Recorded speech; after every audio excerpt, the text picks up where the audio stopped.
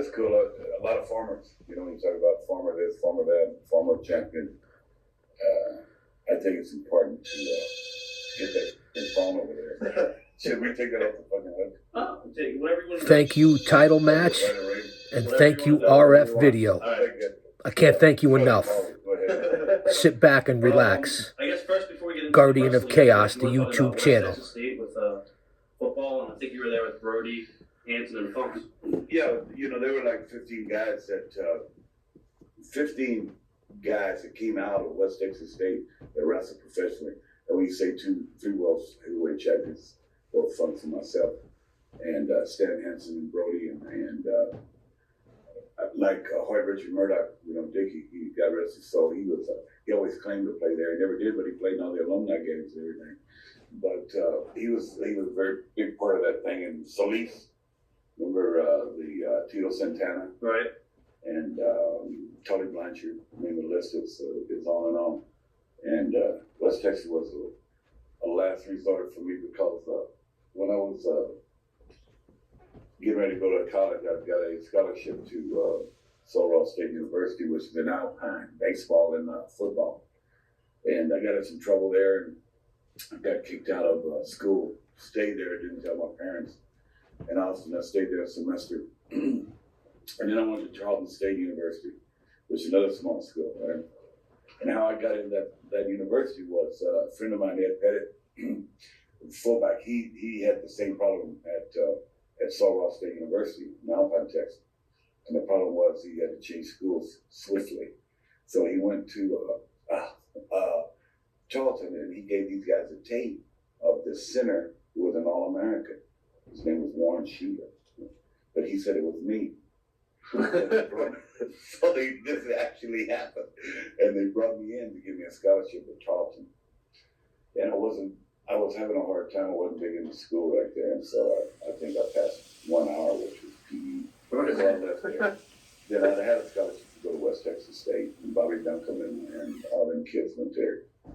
And so I actually ended up going there, you know, and playing football.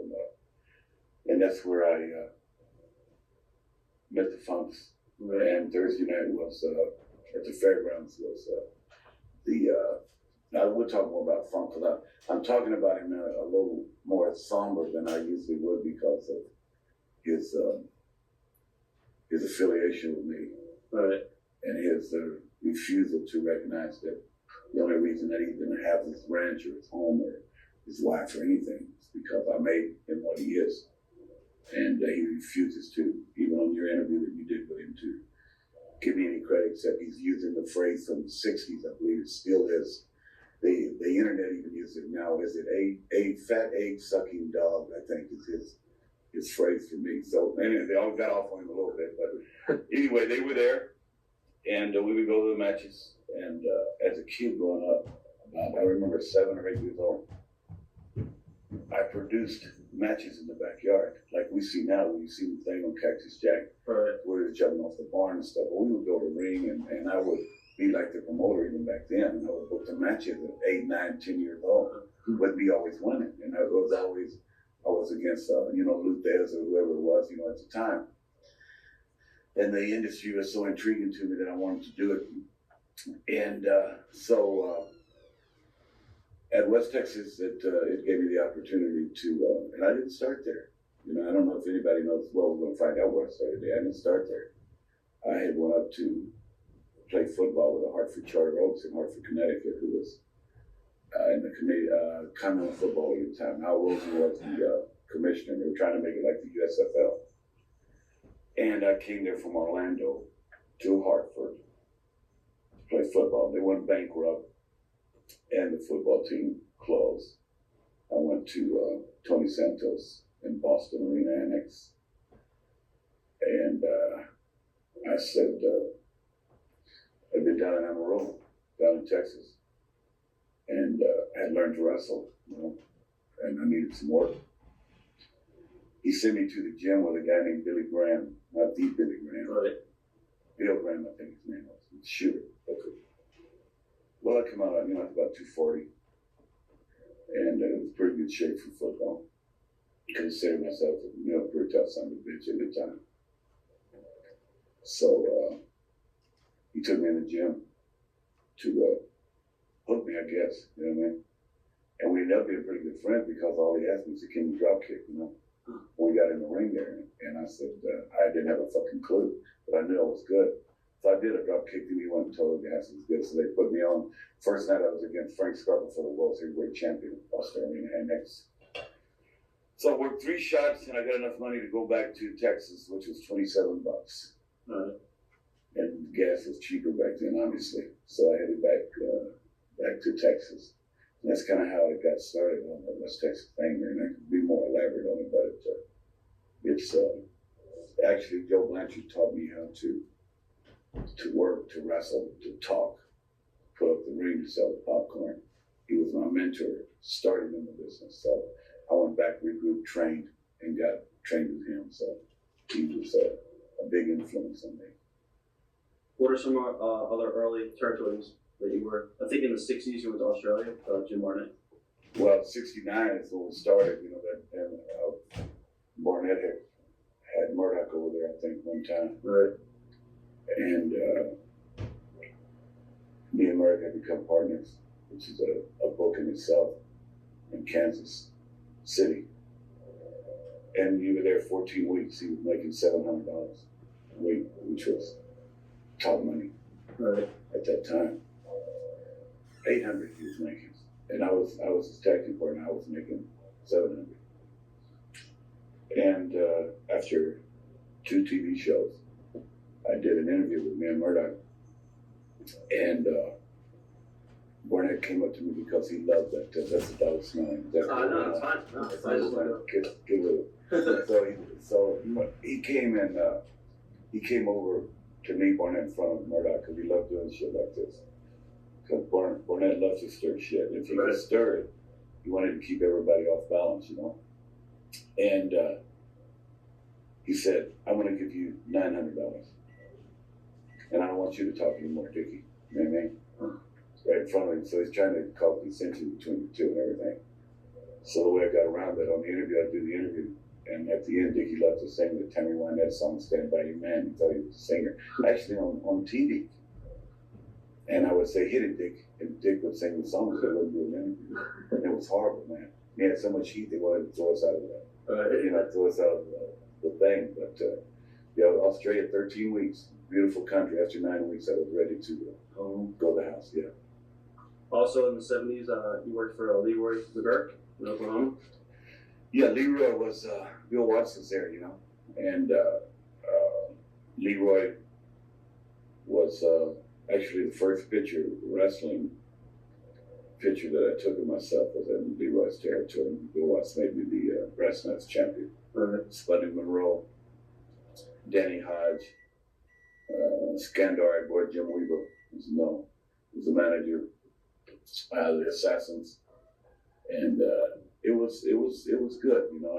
It was good because I really started then in the business as we know it, you know, before, you know, because Fritz had actually started in Dallas and Joe and them guys, but I wasn't there for about 4 or 5 months, and I learned a lot. I went to Oklahoma, and then my dad passed away, and Dustin was born on the same day. So I was still in Dallas and started at the time with no money. And when I'll never forget this, Fritz came to me and he called me on the phone. Blanchard called me and said, I called him on and said, my dad passed away. We were supposed to be in Fort Worth on Monday night. This is Saturday. And Dustin was born. He said, well, you be waiting because I'm going to come back and get you going to work. He told me the value of this business, the respect that he had for this business. Not miss a shot. There was no contracts. There was nothing. And he said, your daddy wants you. My dad was a big fan. So we went to work. Fritz set me down, gave me $280. We didn't have money to bury my dad at the time. I was the oldest. And I got the $280. I worked the show. Me and Joe got drunk. And he brought me back home to Austin. And I guess about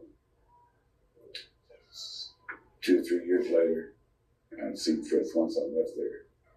And I went back and gave him $280 back. I said thank you, and he wouldn't take it, but it was cool. It was kind of a really cool thing with him. He was the best. Fritz and Sheik, the real Sheik. Really? Eddie Forehand was the best two heels, best two gimmicks in the business. Bar none, there was nobody even close because they lived that gimmick. Right.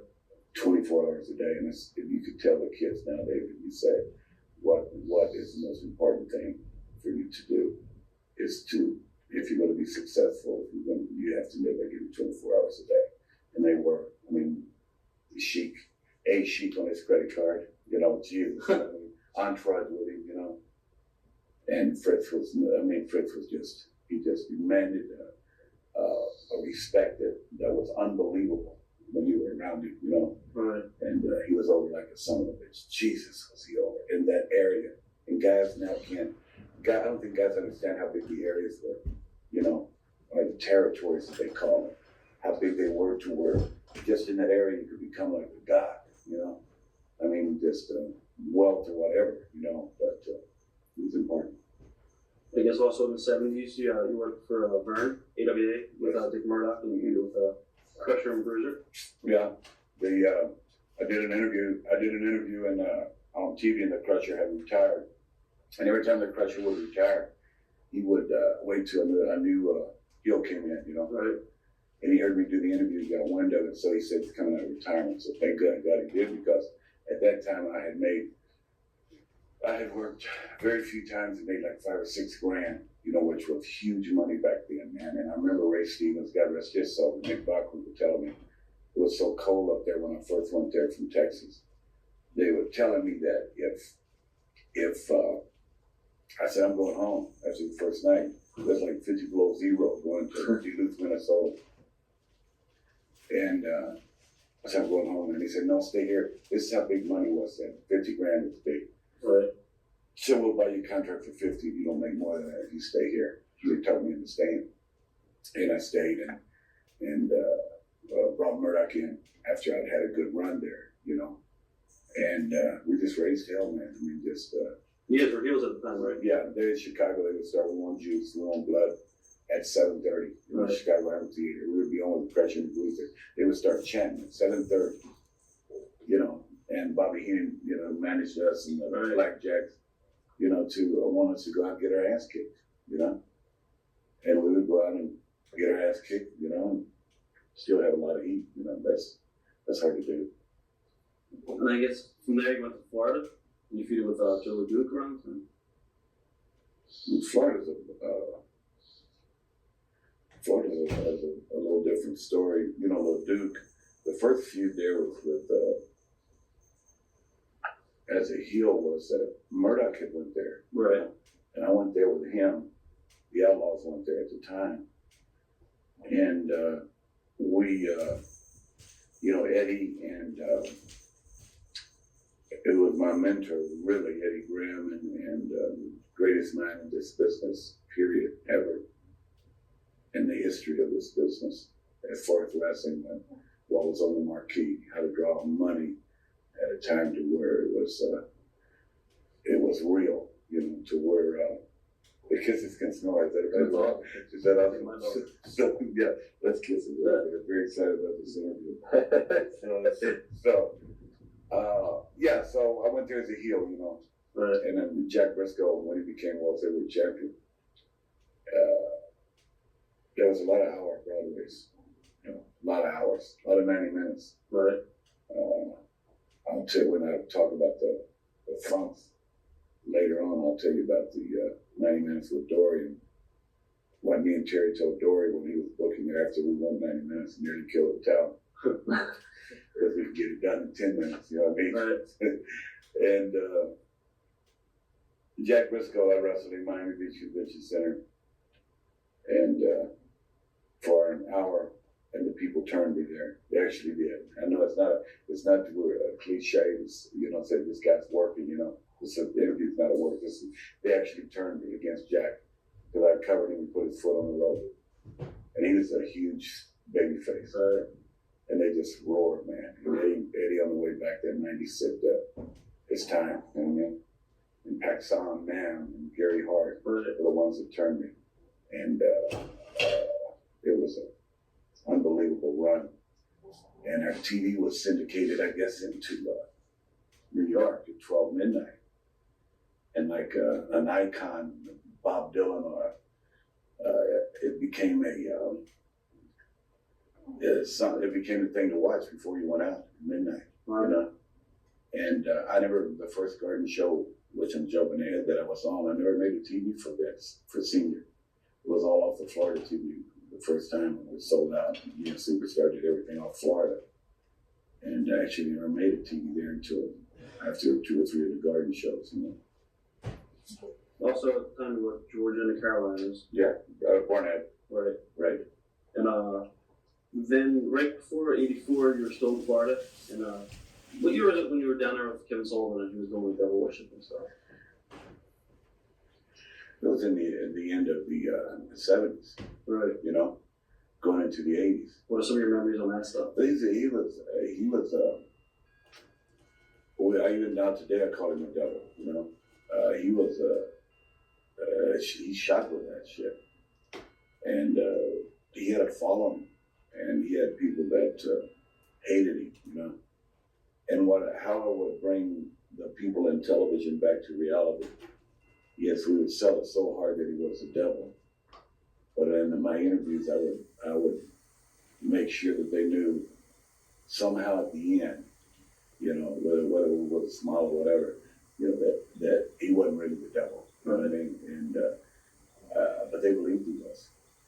They had a Orlando. He had like 10 or 12 cult following devil worshippers on the front row every week on Sunday night. And in Orlando, they had the parking lot was fenced in by like a 10-foot high fence. And these guys had a band that came in, and the rednecks and cowboys, they knew it, right? And he stabbed me with a golden spike in the heart, which he would take out of a box, you know, with the powder in it, and stabbed me in the heart, and beat me in Orlando, put him over. And they went outside. We were getting ready to leave and see this commotion. All the fire trucks and the rednecks burned his band to the ground outside. So he was a great heel, and still could be. You know, in this era here, anybody you can work till you're 80 or Right. 70. Right. Because now it's like they made it like a movie. Yeah, it's not right. You know what I mean? So I'm playing a part. Okay, we got a new movie coming, and you're going to be John Wayne in the movie. You know, God, it's phenomenal.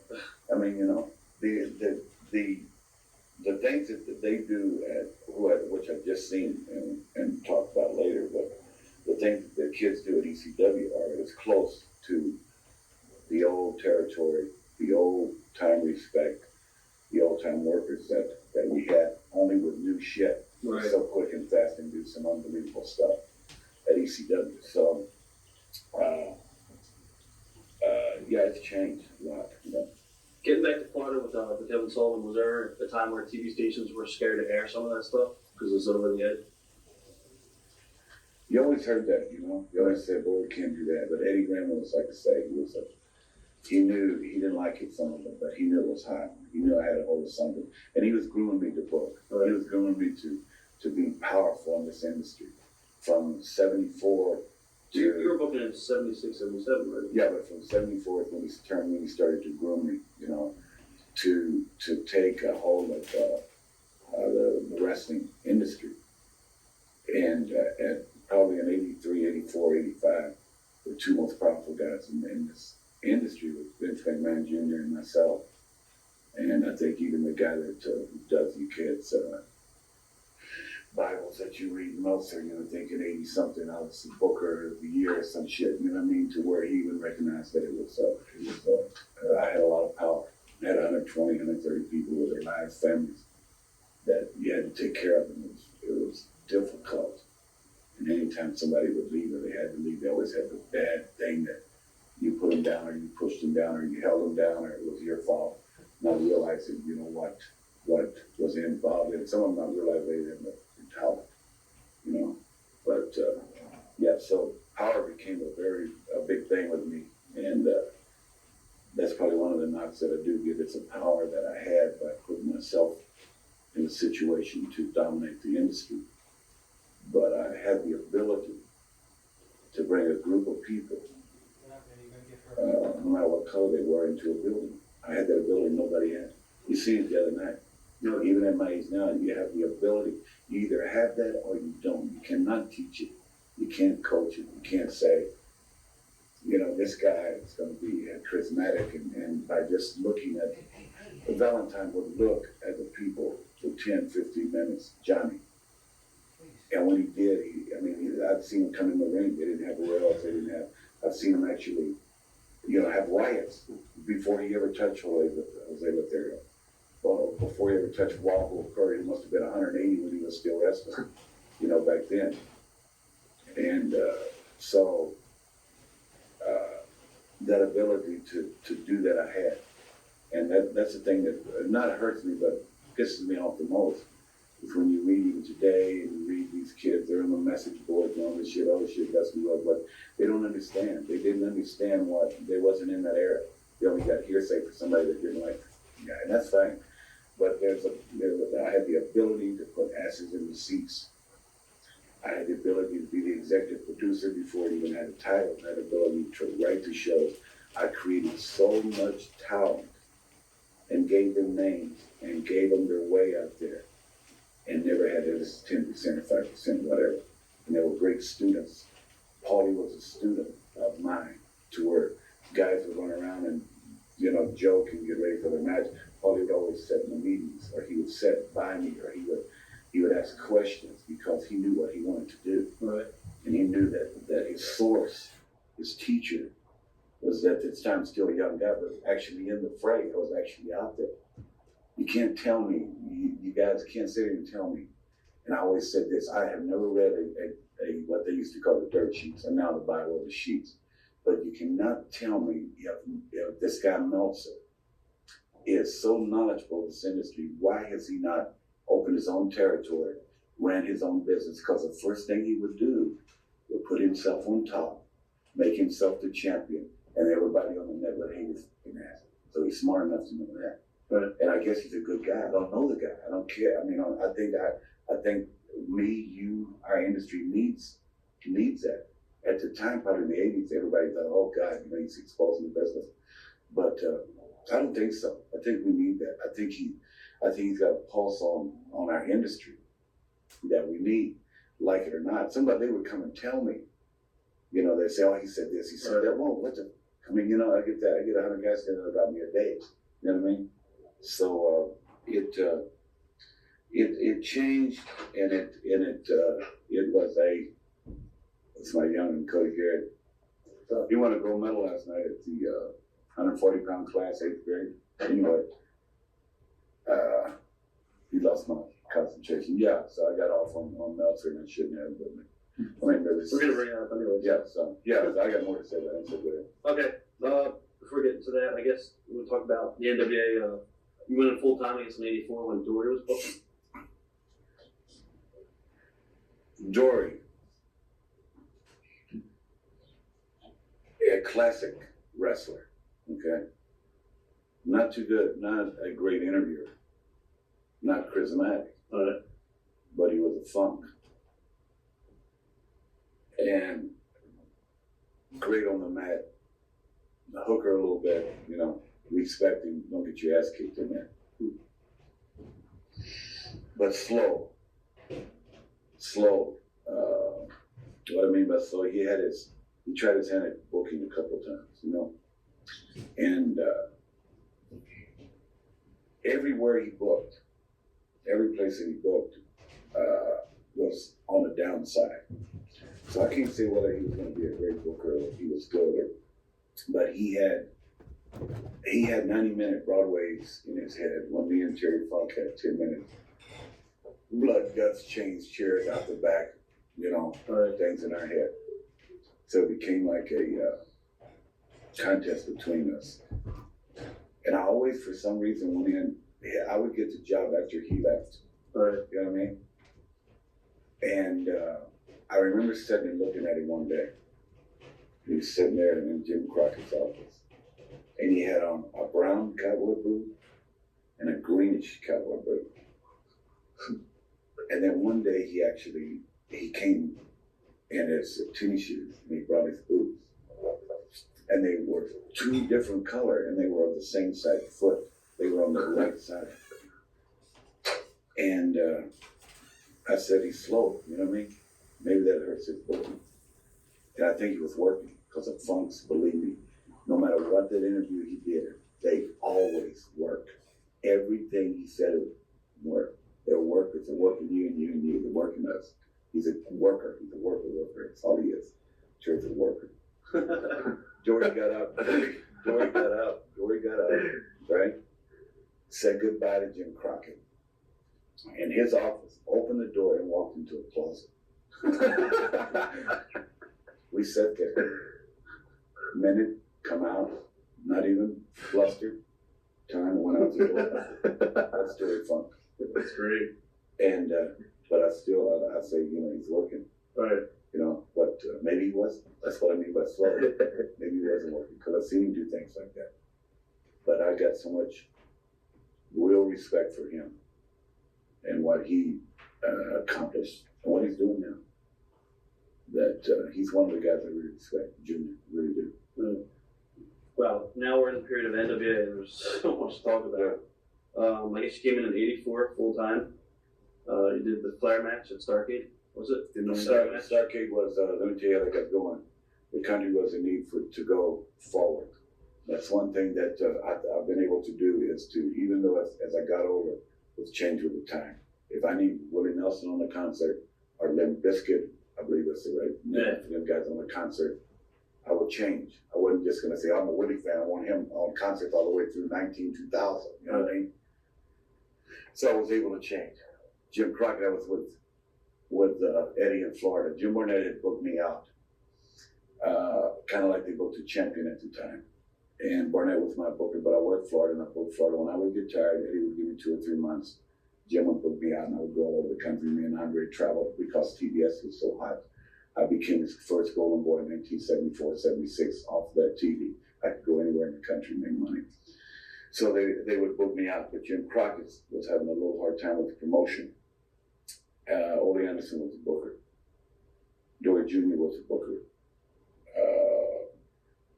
It was a small company run by a family like the McMahons, okay? And in the mid-'80s, it was as powerful as I said. That's McMahon. There was nobody. That's a lost era. When you see these, I'll talk about this because I really get pissed off about these A&E specials and stuff. But going back to that Starrcade, okay? Jim Crockett said, I know you're good at this. And you did the Tampa, Last Tango in Tampa, naming shows and making them kind of bigger than they are, because that's really what I want to do, executive produce, make shows special and big, you know, at the time. And can you do something, you know? And I worked for Eddie at the time, and I wouldn't leave him. I would go out, but I had never ventured out for a long period of time out of Florida. And I said, okay, I'll think about it. And me and Barry Wendell, who was an understudy of mine also, were on the way to Jacksonville, which was a 2-hour trip. And I was letting him drive the truck and I was jotting down names. I was trying to think of that November, Thanksgiving, autumn. One of the names I came up with was Autumn Bomb. And I said, man, Barry said, I don't think it would be right, you know, for the Autumn Bomb because it didn't draw then, boy, you know. Right. But he wanted something that would last forever, like a movie, like Gone with the Wind. On the way back, after a couple beers, I kept saying, you know, they're always talking about matches, centuries, decades, and all these things, you know. I said, here we are in the 80s. I said, I actually renamed a decade. I actually made up a new terminology, roadism, if you will, and it was Starrcade. I said, how about the match of the Starrcade? To where his promo, Jimmy's promo, we had the match of the decade, the match of the centuries, and now as we move on into our industry, the match, you know, Starrcade. Right. I wanted to be like when WrestleMania then came to where Starrcade was something that was the granddaddy of them all, pay-per-view or whatever. And at that time, I said, yeah, I like that. So I created a scenario with an attorney's office to where we had all the, I don't know if you have that tape. You know, to where I made the show mean something. Like there was all these promoters from all over the world. Right. And he got the bid and he unveiled Starrcade. And it was huge. You know, it was never before done. It was a movie. I made a movie. Right. I mean, I wasn't starring in it. You know, that goes back to contradict all these guys that said he starred in everything he did. It's not true. I made that movie. I starred in it later. But in making that movie, I went to great pains behind the scenes to produce it and direct it, and to kind of seen a new life for me. You know what I mean? To where Florida at the time, the movie said nowadays they give a guy 150 grand, 200 grand to make one shot a year and do after rejection. You know, that Florida was making 120, 150 grand, and I was on top of the world. I was a king. I mean, there was God there. Governments would come to me to get elected, and they would. And that's egotistically true. Right. So Starcade then became the event for Jim Crockett, and he had me come that night. And flew from Florida to Eddie, you know, could I go to Starcade? You always ask permission to leave the territory, to go, to give notice, respectfully. And because I created it, he let me go. I didn't care. I didn't really care about the matches or what they had lined up. But I put on a three-piece suit and I went to Greensboro, and I seen the most unbelievable thing unfold. The greatest dog collar match of this day with Piper and Greg Valentine. To this day, nothing's compared with it. And I seen this thing and I said, the whole new world's getting ready to open up here. It's getting ready to go balls out. Because even after that, when we would run Starcade on Thanksgiving night, right, he would put cards in the seats, selling, this is how sharp we were at that time, selling the event for next year, where you could write and get your tickets for the Southeast Conference Championship game next year. I remember the second Starcade we did, the very next day in the office, we had already sold $100,000 worth of tickets for next November. And that was unheard of back then. That was 84, 85? Yeah, that was unheard of. 83 was the first one. That was the, you know, and I went back home, and about a week later, I got a check for $15,000. That's what I got for creating Starcade that we still watch today. Wow. And I didn't work for him, but that was the most money I had made probably at one time. And then he flew to Tampa, and he says, I want you to come, you know, book my territory. Steamboat Northern Gas. I want you to create 4 events a year. You know, I want you to name them. I'll give you $2,500 to book. I'll give you a percentage of 7 towns. This is unheard of like this. There's no attorneys. There's no, you know what I mean? It's me and him. Right. Over Steak and Elk. Right. And I'll give you so much a percentage when you wrestle. I said, I couldn't in my mind figure out how much money. I said, Jesus, this is unreal. There's a lot of money here. And without thinking a lot about it, I had already set in my mind the video for the Boogeyman Jam, which was not one of the 4 events, but it was one in between, and I wanted to try it back in Greensboro. Just with the video, coming off the video, the angle he had with the Assassins and Paul Jones, and I wanted to say, I want to see if a video can drive an event. Not the match, not so much the angle coming in and cutting Jimmy's hair, okay? But if the video could sell the tickets, on Monday, once it played on Saturday, on Tuesday, ticket sales, you knew if you had it by the ass, you knew that movie. It's like now, Blair Witch doing so much money the first day, you know what I mean? You know right then if you got it, right? Okay? So that video too, so that was one, okay? Jim Crockett Cup was the other creation. My favorite one of all was Starcade, of course, with the Great American Bash, which we still do today. Right. So I have movies still running today. If I would have copyrighted them back then, if I would have thought back then, I mean, I'd still be sitting here in this, farmhouse like deal out here in the country a little bit, but it would be phenomenal, And then every event up until the Bischoff area, and I named and created that way. And a lot of people don't know that, but that's the way it was done. But Starcade was, it was a big event. So I said, yeah, I will. I said, okay. I called Eddie shortly after that. Eddie killed himself for not the reasons that I left, but that was the first time I had ever left him, or left Florida to venture out on my own. And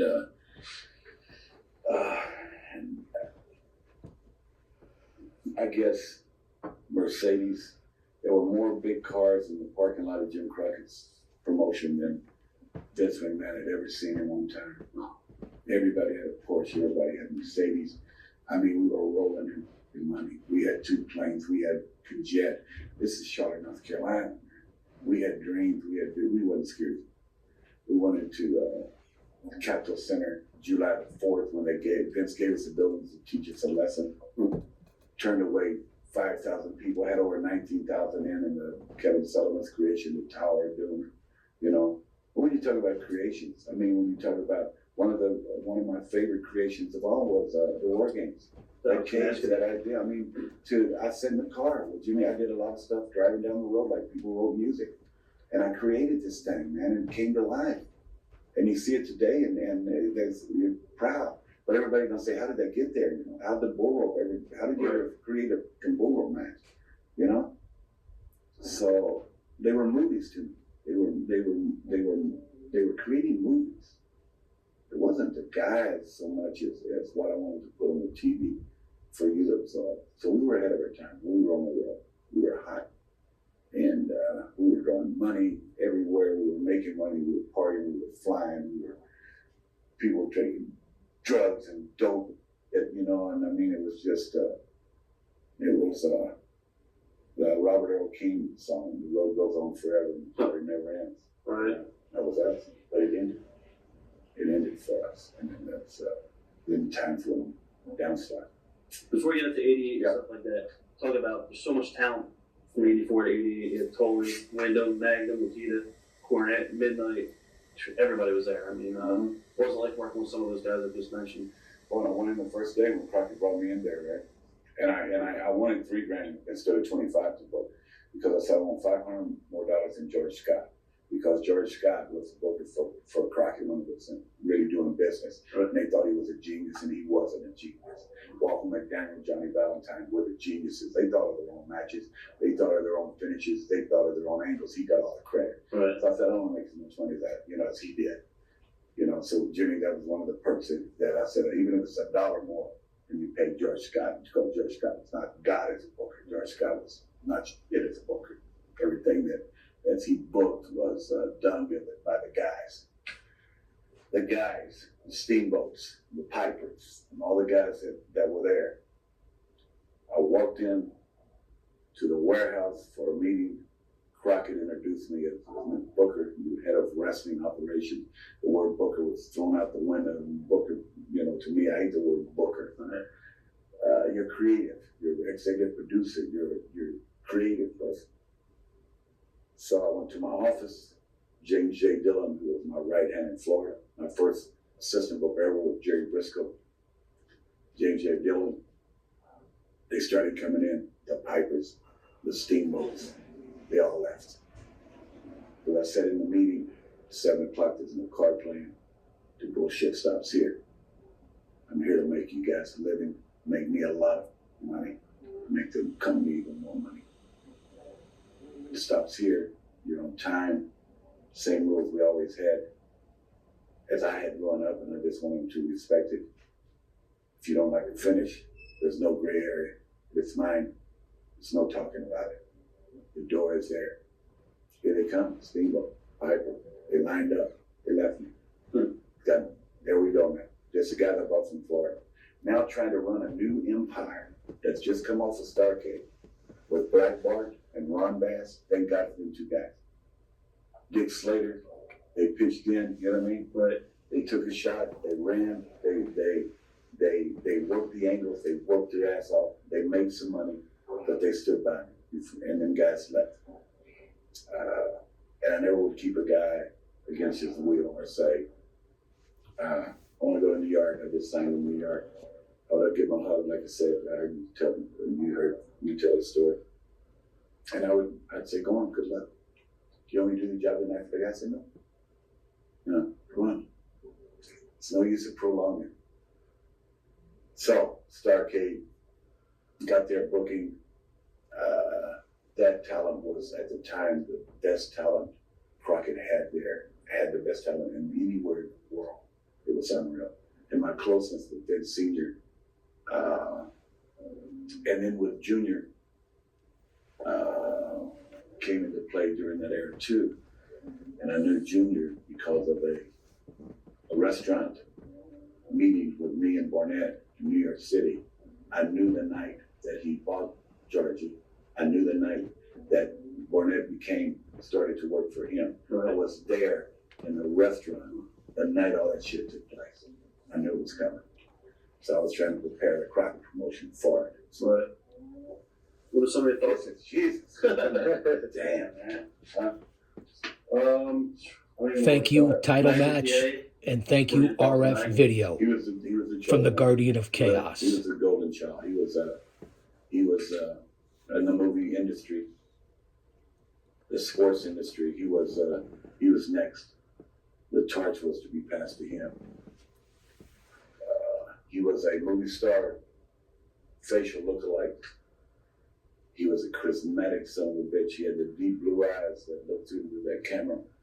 I helped him to learn to interview in a way that was no bull. When me and you wrestled, that's at school. When he went out there for that 20 minutes with Tully Blanchard and I couldn't imagine, you actually believed that this was a shoot. Right. Well, he was that good. It was unreal. He was probably my closest friend. And it was a tremendous loss to this industry to not see him right now, because right now he would be towards the end, but he would have already made 30 movies, big movies. He was far more at that period of time, far more charismatic than Hogan. He had it all. He was unbelievable. And he loved women. You know what I mean? Right. And women loved him. If you wanted to be seen anywhere, you walked around with him. You know what I mean? Even the egg-sucking dog walked around with him, just to get noticed. You know what I mean? So he had his way, and he went down, and I cried, and we moaned, and I don't think even the kids nowadays realize how many cards and letters from all over the world he got. Per day, 40,000 a day were coming in the hospital. This guy was over. Jesus. And, but from day one, he had that ability to say, I'm not going to lay on my ass in this room. I will walk out of here. Right. And he runs his own business. He's successful. He's married. He's got a beautiful baby. He is the story right now in a book to be written about. Don't tell me I can't do anything. Nobody, I know I have no respect for him. But he had it, in the wrestling, he was there, and he went down. The Anderson's cage against me and him, Charlotte, North Carolina, 12,000 sold out already. His most hated shoot rival was Nikita Koloff. From that, they was hated. I mean, it was a shoot with these two guys. And a Saturday before the Sunday show, Jimmy Crockett came up to the house, and he came up to my office, and he said, tomorrow, what you gonna do? And I sit there, and I said, I've been thinking a long time about this. I said, I'm gonna bring Nikita Koloff out with me. I get emotional when I think about it, but he said, Jesus, I never thought of that. Well, I saw expanding for, of course, he never thought of that. So I called Nikita and I said, man, Nikita always want to get baby face, Right. Nikita considered himself James Bond of Russia or something, And he was great. And at the time, you know what made him great? He lived his gimmick. Every day, he worked at a gym for a year, never talked to any English at all. You know what I mean? Never. They actually said he is from Russia. and he's the biggest, baddest son of a bitch, 300 pounds in the world, you know. And he said, yeah, you know. And I'll never forget when I brought him out. It was one of them nights to where you never forget if you're a fan of any sporting entertainment event. It was an event. It wasn't a match. It was an event.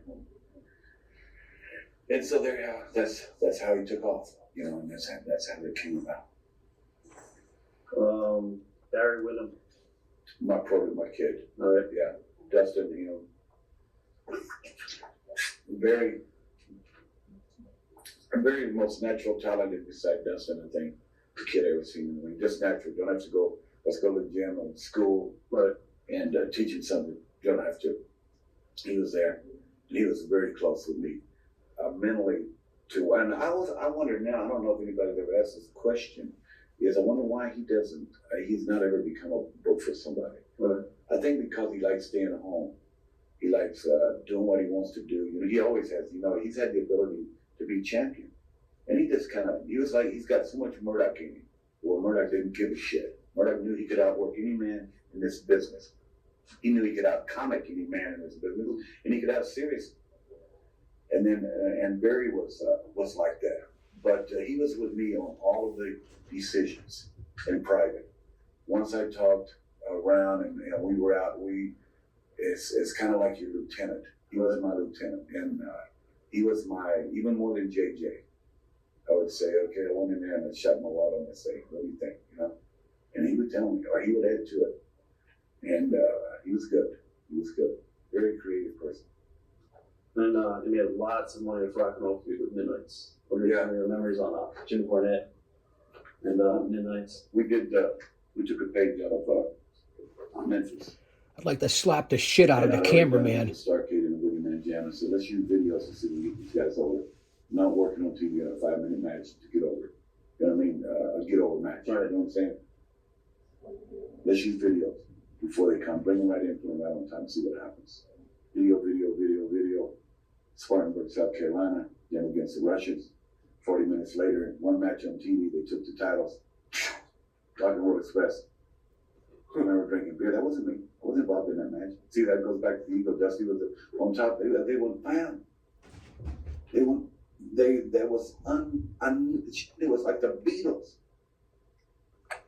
So we had not, in my reign, done 100 grand in Charlotte, North Carolina Coliseum to that point. You know, over 100, 130 or whatever. And I put them with the Russians there by themselves. Me and Flair and Tully and everybody went down to some other parking town. Right? We did 15 grand, right? We did $130,000, man. You couldn't get in the building. The Andersons and came against them. But the mix for them was Jim Cornette and the Midnight Express. That was their niche. That was their guys. You know what I mean? Right. It's like me with Funks and with Hardy, with Flair and Kevin Sullivan. That was my guys. You know what I mean? That was my niche. Right. And it was like a traveling roadshow. These are the guys I'm going to work with. And their matches were phenomenal. And they drew unreal money. But they were so great at 20, 30, 40 minutes to where you really believe that this was happening. And that's really what we dealt in back then, is believability, for you to believe that this was a shoot. And sometimes it would be, but to believe that. And now we've changed, except for what I said earlier about the other night being with some new kids that kind of understand that. And I think even if they don't, they acted like they did. They did out of respect for me and out of respect for Paulie or when they see me, but I really think they were more sincere when they see me because they were students of the game. It's like that. So, yeah, they were great. Midnight was great. Cornette was greatest manager in our business. How'd you compare him with Paul? I was going to get to Paul, but Gary Hart was the first guy that I had. I thought Gary Hart, for the area he was in, Florida and Texas and everything, was the best, okay? Right. The J.J. Dillon was damn good in a different way, okay? But as far as you hated, these two guys, you wanted to strangle these two guys, chicken dick guys, was Paulie Dangerously and Jim Cornette. and right away you knew how creative they were. But man, they had 2 guys apiece, 4 guys apiece that could work their ass off. That would happen. They had timing. I think Carnett had a little edge on Paulie because of the talent he had to use at the time. So that's where he would get the edge. But they were by far the 2 most, what do you call it in the old days, a weasel like managers. Right. They just said, man, this guy's mama gives him everything that he had. And the old man over here said, nah, that's not fake, that's fake. They don't already have mama that rich. This bull. Yeah, at home, you say this guy has not done nothing. He's there, wasn't even going out there. So they captivated their niche or their business. I hope your notebooks are out, fans. And, IWC. And take out your notebooks. The guys that were with Carnett at different times were a little bit better. Workers, per se, it was a niche again. He had been around him so long. He was a midnight express. For Paulie had a lot of guys, and when we created the Dangerous Alliance with Ruben and guys, he really had an opportunity there he was showcased with some big guys. Did you see Steve Austin as a major superstar back then? Did you see it? Without a doubt, you can ask him. Yeah. He knew I knew. I him and Dustin. And this was not Dustin's father talking. This is the guy running the company. Mm-hmm. So these fucking guys, both of them took different paths. But 20-minute Broadway in Chicago with Austin and Dustin. I sat in the back and watched it. And some other guys watched it with me. I said, man, they were niched together, never got to work together. You know what I mean? Never had a program together. Not as Dustin Rhodes and the Tights and Right. They had a niche together that was just, it was perfect. And then when Austin went up there with the DiBiase thing, I thought was but the most creative genius of our time in our sports entertainment industry, Vincent Land Jr., period. Besides me. That's a good question. Besides me. What was it like to fight Vince head on in the 80s? It was fun because you'd go to Phillips. We would be in the Civic Center, and they would be at the Spectrum. We started with 1,200 people or 900 people in the Civic Center. Pretty soon we got 8,000. We're busting balls, the Warriors, and everybody there, we're busting balls in the building. And we go to Marriott, they'd close the room off, and we'd all sit back there together. You know what I mean? WWF. Right. Oh, that was it. And NWA and Crockett. And it was good. It was a war. And you always wondered what they were doing. You know what I mean? We couldn't get in their buildings. Right. We would get one of the buildings and do good. We would get a building in Pittsburgh and do this. Except for the record to date. In Pittsburgh Arena was me and the Boston Mayor, me and Big Dog in the cage, scalping tickets. That's when we finally turned, and there I was again. Okay, well, it's Dusty Rhodes. But who the hell do you think Big Bubba put all the people in the building? How do you think they got in the building? Right. It was a package that I put with you. It was a package. But then there's a match that there's something up here at the end that they would die to see. That's Limp Bizkit. Right, Limp Bizkit. They were great kids, but that's them here, and then you might have 4 other bands here. Doesn't mean they're worse than them, but there's somebody that you want to see. So that was a turning point for the company, the Pittsburgh show. And I think if we hadn't tried to run the whole world, we would have probably still been there, without the move to Texas and everything. But it was, and Vince was conversations back and forth. We always kept in touch. Junior and myself, we grew up to business, same age, we grew up together. I was a star for him. So we kept in touch as we still do today. Even when he competed, you kept in touch? Yeah. It was not a like, how you doing or whatever. Not much was ever said about the business. Right. And he had a great ability to make you feel bad, you know what I mean? Because of how, because he just kicked your ass without saying it, that's just the way it was. But yeah, it was great. What about your professional rivalry, I guess, with in the 80s with Hogan? You guys were both top baby faces of both companies. Magnum, I think, Terry, he had the, that time it kicked in. I remember seeing the story in Bill Apter's magazine, Wrestling Illustrated, I guess, or whatever it was, that had a picture of him and Hogan on the cover, and I said, there they are. This is but that's why I was wanting somebody else to do more. Right. See, that goes back to me again, always me. That's not true. I had just signed Marlon Brando for this studio. So yeah, but he got all of the play because of New York, because of Vince, because of the shows that he was on, and we were a Southern company, and we had Rhubarb Jones or Rhubarb whoever doing the ring announcing. You know what I mean? We had the greatest announcer in the world, Gordon Soul, or the anchor. But we had some good things going. But he outran me on the out of business side, in the entertainment world side, and that was Vince. Right. Vince put him there. So I just stayed wrestling arena. And yeah, I was a big baby face, but I never got to where he was because of the outside stuff that he did. What are some of your memories of your feud with Tully and Flair? Tully first, I guess. Barbed wire match. Well, they're both separate. Tully was not a big guy. In the mold of Shawn Michaels, maybe. Could work his ass off. Could talk. Good finishes. Crybaby at times.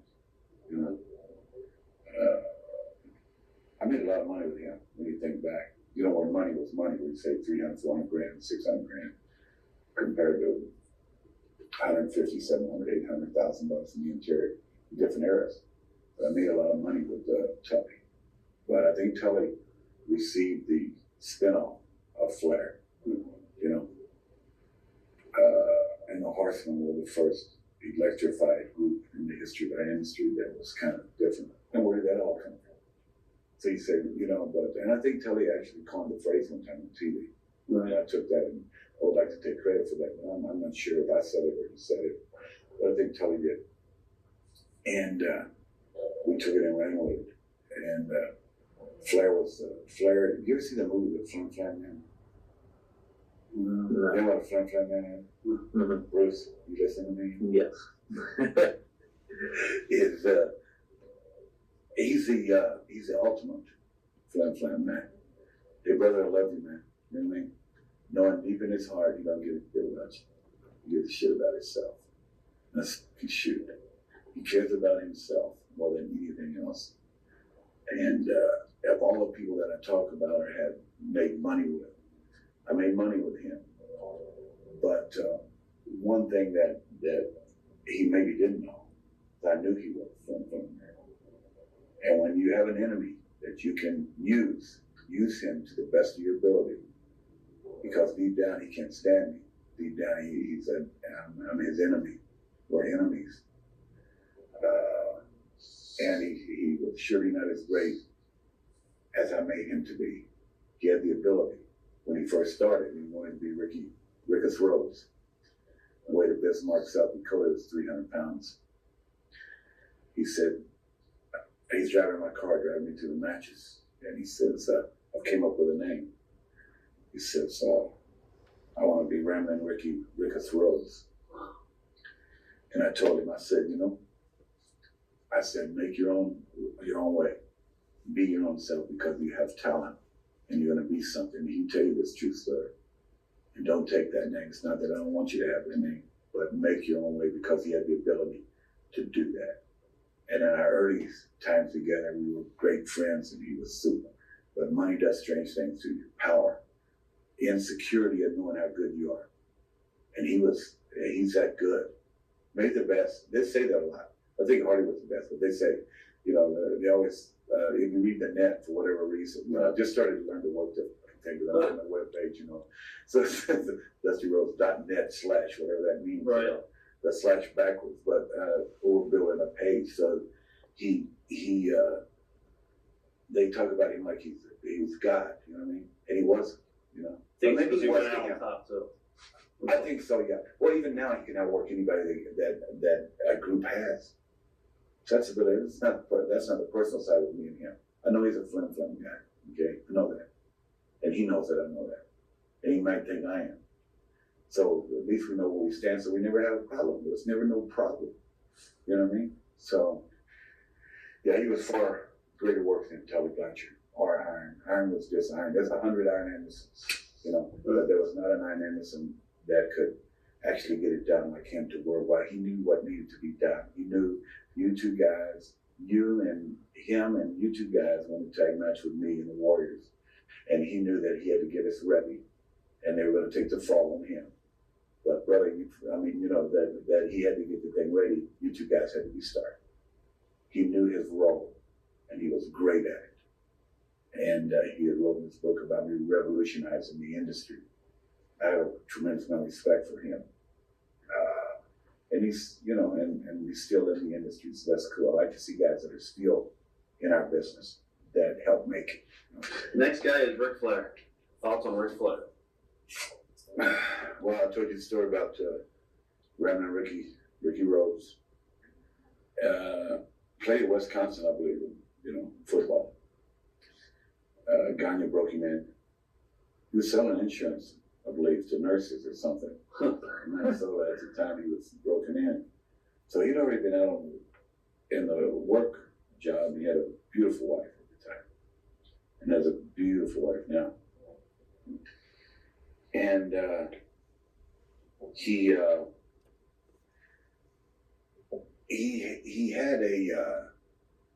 that's really different in age sometimes. Because I know when he was working and when he broke in, he had to be as old as I was. He had to be. So now if we're both 45 now, since this is a shoot interview, that was one thing that always bugged me, his age. But his ability to now still, like I said, outwork just by half-ass working a lot of guys in this industry. It's phenomenal. And a lot of years we had dogs everywhere. That's Moonshine Max right there. I don't know if you've seen him, but he's looking too. He had the great ability and the flim to take care of himself and to make you feel really sorry for him in and out of the industry, out of the business.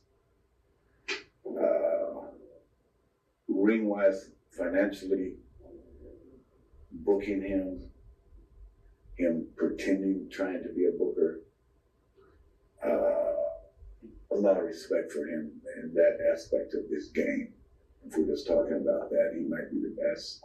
Some say he is. I know he has a great following of people that. I'd like to slap the shit out of the cameraman. But we made a lot of money together. But I think I made him more money than he made me. And I think that's the key to Ric Flair. And success to him and his family. I love his family, his kids. I just always wanted to have success because I don't want to see a guy like Rick who did so much for this business be down to the point of saying, Jesus, you know what I mean? We owe guys like Rick this business does because he's repaid in full. So a lot of respect for him in that aspect. But personally, as you can tell from my verbiage here, there's always been this inner battle with me and him on a personal level. But, Rick is Rick. 18 times world champion of wrestling. I beat his ass 3 times. All right, UWF, Bill Watts, at one time, UWF basically was bought out by Turner. And I think that's what happened, right? No.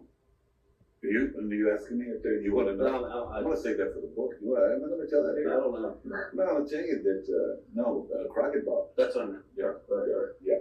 See, it wasn't Turner, it was Crockett. Right. We didn't have Turner. That was not until 88. Yeah, we didn't have that until Jim Crockett went up to New York and Stamford, Connecticut, gave a check to Vince McMahon. This is what he told me for TBS.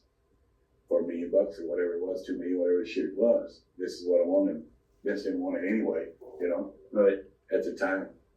And we took it and it made us help put us back on, help keep that bill that we were in going. But we didn't have TBS. We only had syndication at first. Crockett bought it from Vince McMahon, who got it from Jim Barnett in charge of Championship Wrestling. Right. UWF, when you were booking that, and a lot of guys thought there would have been a lot of potential for like an interpromotional feud. And when I didn't book the UWF. No, NWA. Yeah, the NWA. The NWA, the UWF, when we bought Watts. Right, when all of town. Eddie Gilbert booked there. Right. Yeah. He was our booker. He was under me. I mean, he was under he was under the umbrella of Crockett. Right. But then we couldn't go down there. So he would book the towns. I would book the big shows. There was kind of a war there. But I don't think, I can honestly say seriously, looking back on it, I don't think at the time I had the knowledge of that inner war thing, like I do now. And I think that we were busy fighting Vince, much less trying to fight an inner war with ourselves. I think I looked at it kind of like that as for the creative aspect of it. Mistake probably on my part at that time because they had their own talent, their own people, and they were very successful. But I don't know. The overall picture to me was not them, and we owned them. We owned it. Because a lot of guys came in the NWA and they got like lost in the shuffle. Yeah, they did because the reason was that we had fought so hard with that group of guys to compete that even we owning the company, I was loyal to this team. This team had won a Super Bowl. Right. You know what I'm saying? I know that's kind of corny or honky shit to say, but we had won a Super Bowl with this Crockett team. And you had to be really exceptional to move into there. But one group that was the Midnight Express. Right. I mean, yeah, it was. It could have maybe been done different, but it's too late to worry about it now. How did the concept of the bunkhouse stampede come about? Boy, I got heat for that, man. And I got heat with Lex Luger and Flair and Sting and these guys. Is that the bull rope was a unique thing that I created because of the Indian strap for me, and created that was the first extreme match, real new extreme match besides the War Games and everything, and on the War Games, it's my deal. I think that a group like ECW, first ever, sell it to Paulie, War Games, anything goes. Would be phenomenal. I just take a meager fee for that. But the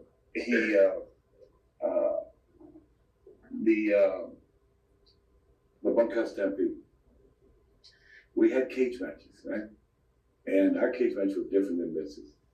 Vince's, you put a cage in to get out. I didn't ever understand that concept. You get out the door, you go over the top, you win the match. Ours was to keep the horsemen out, to keep the evil guys out, to keep the people out from getting in and finally finishing this thing with you and so. Let's finish this match. And something always happened in some cases, but a lot of finishes were done in the cage. So the concept of the two, and me being the cowboy from Texas and the bull of the woods, the baddest, in the deal, the concept came for the bunkhouse stampede because we needed, and now we had started instead of doing 4 pay-per-views at 3, we were doing 5, we were doing 6. So I was naming the different things. I wanted different concepts and different things to happen, lethal lottery, and there were things that I had to create. And the stampede was not a throwaway pay-per-view, but it was a pay-per-view that was at a time of year where it always didn't do as well as the other ones. But we had to do it, and we could make a little money off of it. And it was over the top, come as you are, bunkhouse rules, because back then you always had the street fights. But in our company, it was bunkhouse street fights called the cowboy, that era. You know what I mean? Right. It wasn't like the New Jersey, the Chicago. What the hell is the difference between the Chicago, New Jersey, and the Texas street fight? You know? So mine was, the concept was, in the old days, we did, here we come again. I said, video precede what I want to do. Bunkhouse, the Old West, we showed all the deal, you know what I mean? It's like Midnight Rider. We showed that video preceded this thing. And so we told the story of the old days, the bunkhouse and all that stuff. So it just came about like that. And I had won the Stampede because I was a creator. I was the bull of the woods. I created this thing. There was no other cowboys in this goddamn thing. You know what I mean? What did Luger want to be a cowboy? I mean, you know what I mean? So that was my match, you know? And I won it again the second year in the Nassau Coliseum in Long Island.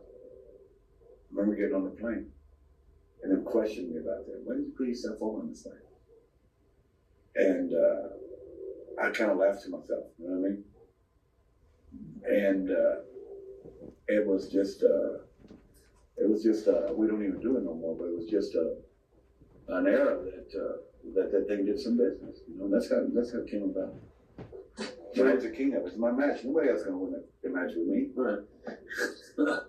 Thoughts on Lex Luger, Sting? You mentioned them briefly. They came in big stars. Sting was my protege. I mean, my youngin', talented, charismatic. Still to this day working on interviews with him.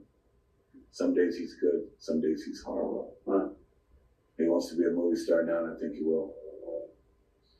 He's he set us on fire for a little while there. Him and Flair set us on fire. Luger, nobody looked as good as Luger. Shit.